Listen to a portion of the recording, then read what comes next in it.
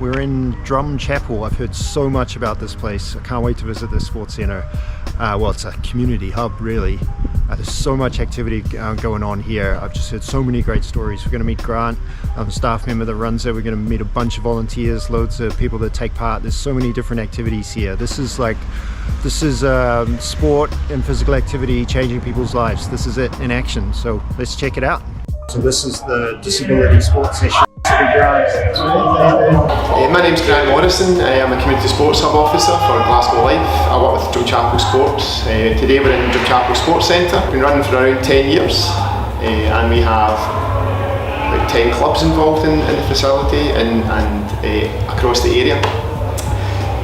We are, as a hub, trying to get more people active, trying to build a confident community through all the activities that we do. Here at the centre, it's a voluntary run centre. We've got a bit of support from Glasgow City Council to help with the running costs, but it's run by volunteers. Today we've got Fortune Works, which is our local enable centre, so working with adults with disabilities. We have a multi-sport session on today. We use the centre quite often, use the facilities, and work with the clubs, with the leaders to develop sport. Typical day across the sports centre and across the area is getting people active, getting people within the local community active. We've worked really hard at identifying those that are not as active as they should be. So we have women's beginners cycling. A few years ago we started a cycle hub. We were told it wasn't going to work. Too hilly, low bike ownership. We have a bike loan library, we have training, we have skills sessions to get people active. Across the day, the centre is used by health professionals to reach adults, young people who wouldn't make that connection into a bigger sports centre, somewhere in a community level feels safe, and we feed them into the activities that are going on. Right into this evening where our club activity happens, with our gymnastics, our boxing, our football, and our football is a great example of getting young females active through football. The best thing about my job is working with the people, seeing the difference that it makes. The volunteers, the club coaches, the club volunteers are just amazing, salt of the earth, and I love the difference it makes to the participants. You can see the joy and the difference it makes to their life, to their health, to their mental health, connecting with others and feeling part of the community. That's what makes my job worthwhile. So Alan, we've heard a lot about you and the work you're doing here. Just tell us, who are you?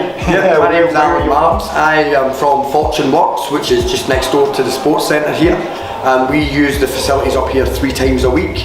We're up here on a Monday morning for mixed sports, as you can see this morning, and then we're up again on a Wednesday where we do Zumba and body combat, and then we're up again on a Friday morning where we do dancing. So it's all about getting up on your feet, getting the exercise. All of the groups that we do within Fortune Works are all round about health and well-being, whether it be healthy eating or just getting out and about, doing walking, doing football, doing the mixed sports. It's about getting up, getting active. So week to week, what kind of role do these activities play in the lives of these people that take part? Great. So a big part of the guys' lives, because a lot of the guys out with Fortune Works, they don't have much of a social life, so they come into Fortune Works, that's where all their friends, so it's a great opportunity then to get exercise that they're not getting at home. But it's just great to be able to come up here. You've got the facilities, you've got the space, it's indoors for when it's raining, we've got the outside space for when it's sunny.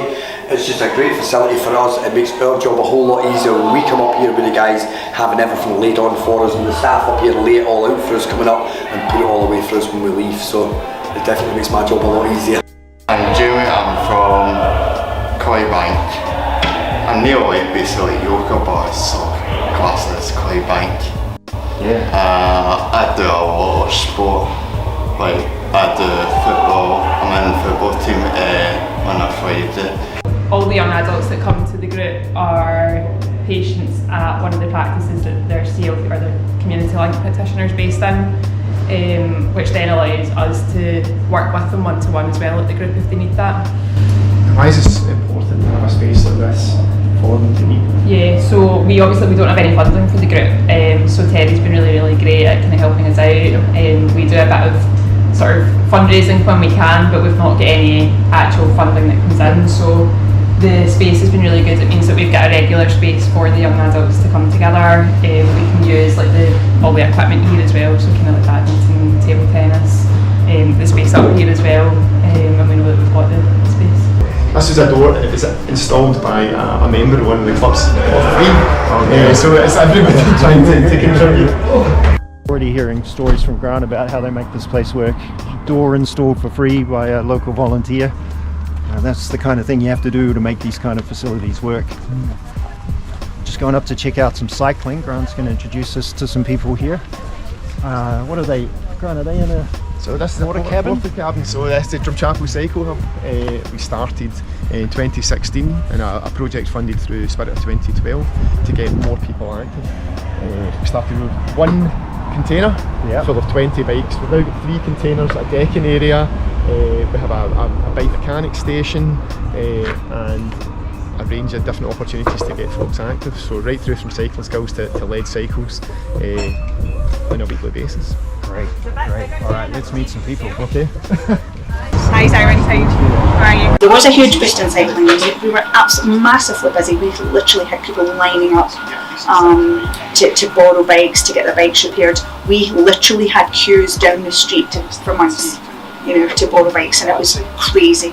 I had to get so many volunteers involved, helping people. People would literally be turning up in the street going, my bike can't go, and we were masked up. We were following all the kind of relevant procedures. We had to put barriers and signs down the street for where people had to stand in a queue and stuff like that. And it was pretty crazy. But what we were able to do was give people confidence, give people support at that time. It was really difficult. It's not like playing football, a really difficult, strenuous physical activity, but it's full of short movements. So it's easier for people to be mobile. In some cases, some people are not really mobile at all, but they can get into the end of the table and they can play the game. We've got 1 or 2 competitions have been at with us wheelchair players as well. But it's not just the physical movement; it's the cognizant. What you have to do in terms of anticipating where the ball's coming and where it's going. Some people describe it as like a game of chess at 70 miles an hour, where you're trying to anticipate what your opponent's doing, read the spin. So it works the cognizant ability in your brain as well, so it's not just physical, it's mental too. Right, and what role is the club playing in the lives of the people that take part? Well, the club's given us a fantastic facility in terms of what we do here. I mean, there's 4 tables out, sometimes we have to get 9 out to accommodate all the people, but they provide what I call a safe environment where people with Parkinson's can mix with other people with Parkinson's. We played fantastic coaches. Gina's the head coach of Drumchapel Gymnastics Club and a real stalwart of the community. She's taught generations of gymnasts and has a real impact on their life and how they developed. I think basically everybody supports each other, and there's so many services out there for the people in Drumchapel for them to access and use, and it's made readily available, so everybody supports everybody. So why do people support each other? Like, what is it about the circumstances that people I living think around it's important that this is it's classed as a highly deprived area, but I do see a lot of single parents struggling to bring up their kids, especially now after COVID, and also families that are both parents, so anything you can do to make life a wee bit easier for them is a bonus, I've been here since 1996. I've seen a lot of kids grow up. One of the girls started when she was 2 and now she's in her 20s. She's here coaching for me now, so she's carrying on that kind of legacy, and she's got a child. So I've seen them all become really good friends and stay really good friends out with the gymnastics club as they get older. Because obviously through social media you get to see things like when they become adults, they get married with children, but they still are grouped together, they still socialise together, things like that, so that's great. It's like when you do this, and me and Gina and Anne and you do this, you go to the shopping centre and they go, Terry, Gina, and their dad's like, who's that? That's a table tennis coach, that's a gymnastics coach. So it's a good work that they don't forget you. They've taken over the running of the pitch and the AstroTurf and the grass parks to manage them, so they invest in them and get them up to scratch so that it meets their standards for their league participation as well, and that's been a recent development. Yep, so they open and close, they have control over when... They work alongside the building staff as well, but they control all the letting and programme it as meets the needs of the club and others. There he is, there's the man. What's Carrie your favourite? And so if you weren't playing football after school or in the evenings like this, what do you think you'd be doing?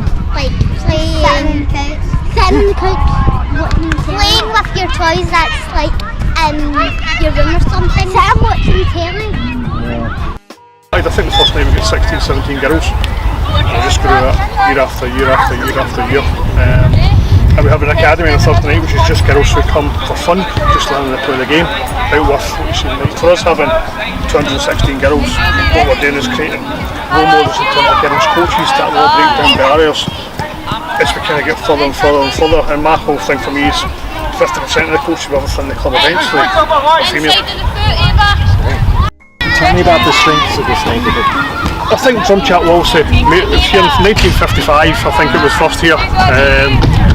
And it was split into 4 different areas. There was areas, there was no go zones in Drumchapel up until mid-2000s when Drumchapel High became the only school in the area. And that probably broke down a lot of barriers. We had 3 secondary schools in the area, 1 Catholic school, 2 non-denominational schools. So kids had particular areas that they stayed in, around the scheme, and it was only probably the shopping centre was probably that everybody was allowed to go to. And I think the club kind of broke down a lot of barriers where young people could come in. And this was in this space where it was central, the kids felt safe within this area, and they could get to see that if you stayed in scheme 1 it wasn't really that bad. If you stayed up the hill you could still mix together and be teammates and stuff as well, and I think that broke down a lot of barriers. I think the club became together 2001 and with loads of wee clubs run about, and we said for Drumchapel we should have one club, one big club, and that's what we've created over the last 20 years. It's just growing that, and having one club in the community makes a massive difference because we're all pulling in the same direction, we're all looking at the same ethos of what it looks like, we're bringing in the same kids, they all look the same. So when you're walking down the street you see a coach with a black and white on, and you see the kids with a red and white and instantly recognise a Drumchapel coach or a Drumchapel player.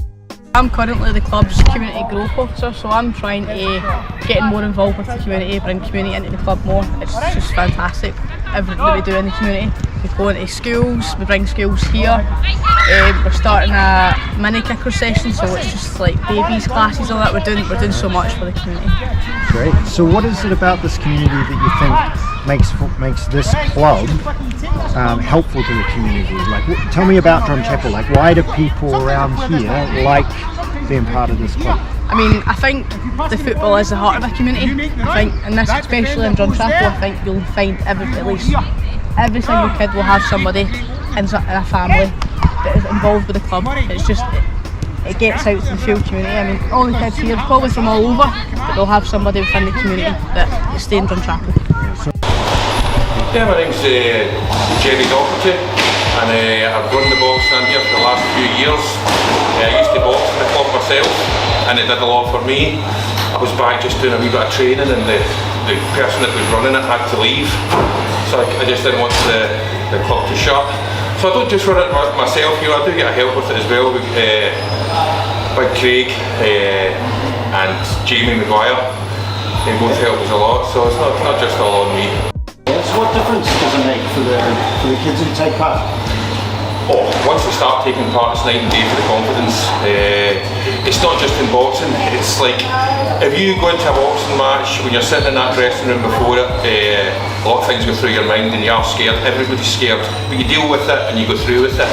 And win or lose, it doesn't matter what it is in life that comes up, you deal with it better because you've been there, you've been in the worst position you could be in, and you know you came through it.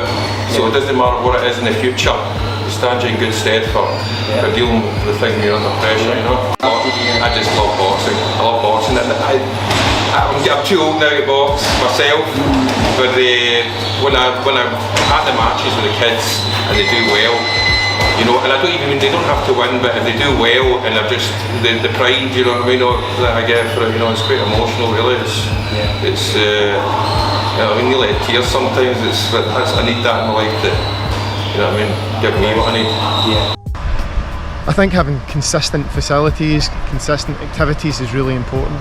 Consistent coaches, consistent volunteers, they understand what the community needs, and the community knows that they can lean on that as well. I think that's a vital part of it, and we strive to maintain sustainability across the board.